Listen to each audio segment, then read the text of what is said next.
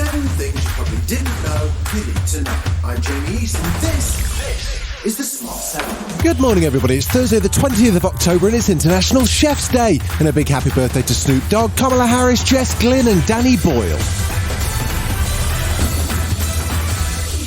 7.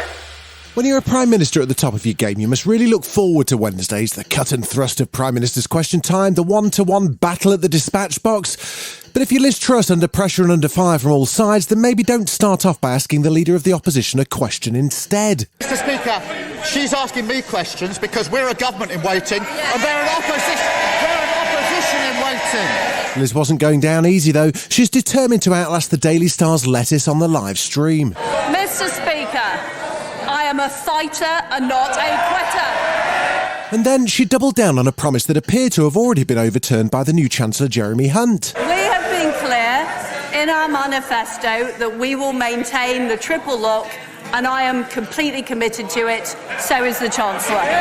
Maybe it's a defiant statement of intent from the PM, but it certainly doesn't match what the Chancellor had to say on Monday. I'm not making any commitments on any individual policy areas. But every decision we take will be taken through the prism of what matters most to the most vulnerable. 6. Things did not get any better for Liz Truss as Wednesday went on. She found herself accepting the resignation of Home Secretary Suella Plain-to-Rwanda Braverman, who admitted she'd sent a document by email that was not approved.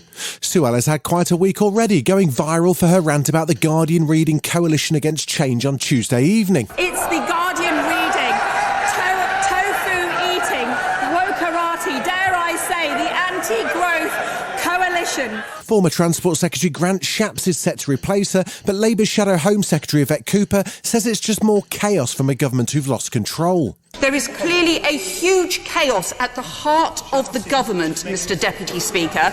Given that the government seems to just be imploding, Deputy Speaker, we clearly need not simply a change of Home Secretary, but a change of government. Things only got worse as a 3-line whip on a fracking vote had to be abandoned as it became clear there could well have been a massive backbench rebellion if it was seen as a confidence vote in the PM.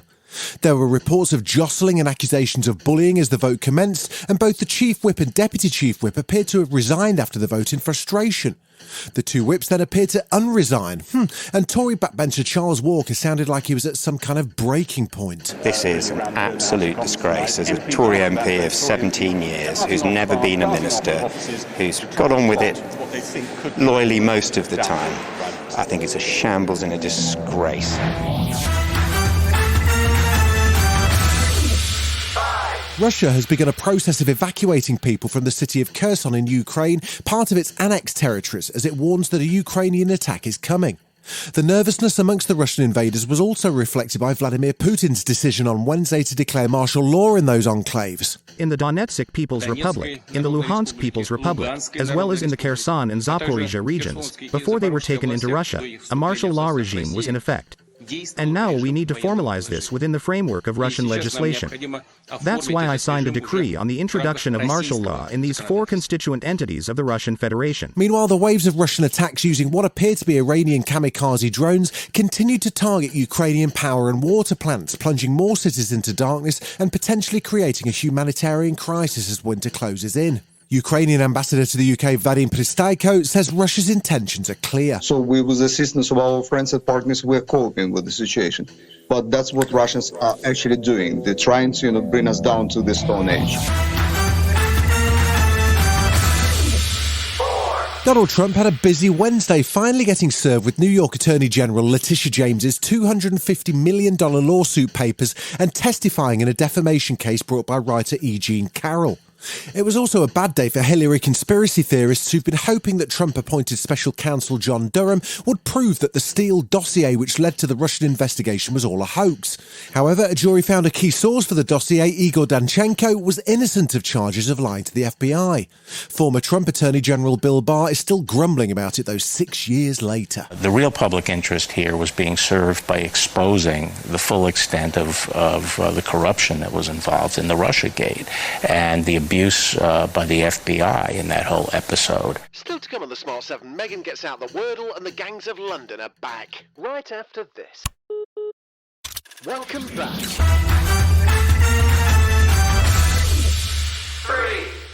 Wednesday night saw a busy schedule of Premier League action with 5 big names playing, including Liverpool, Man United, Chelsea and Spurs.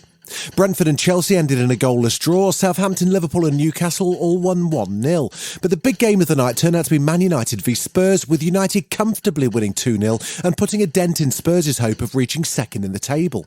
Man U manager Erik ten Hag was pleased with the win, but was asked about unused substitute Ronaldo, who left the game early, heading down the tunnel with stoppage time still to play. I will deal with that tomorrow, not today. Today we That's a no, then. enjoy the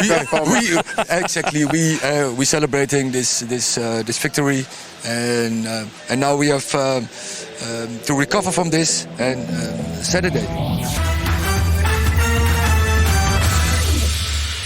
The internet seemed to be having a Meghan Markle down Wednesday. Her new podcast with celebrity chef and girl about town Paris Hilton dropped. Plus, she's also on the cover of Variety magazine, which had an in-depth interview with her. We learnt a lot about Meg's own cooking abilities. Apparently, she makes a delightful bolognese. And she lifted the lid on what goes on in the Mountbatten-Windsor Markle household late in the evening. Once we've gotten the kids to bed and I've played a little Wordle or done my 10 minutes of Duolingo. So after those two things, if we do turn on the TV, which is fairly rare. No, but there are a couple, there's some incredible shows on at the moment, and I think really watching great storytelling, there's nothing like it. So I would say White Lotus was a pretty good example of that. If you're looking for a little escapism with the way the world is currently, boy do I have the show for you.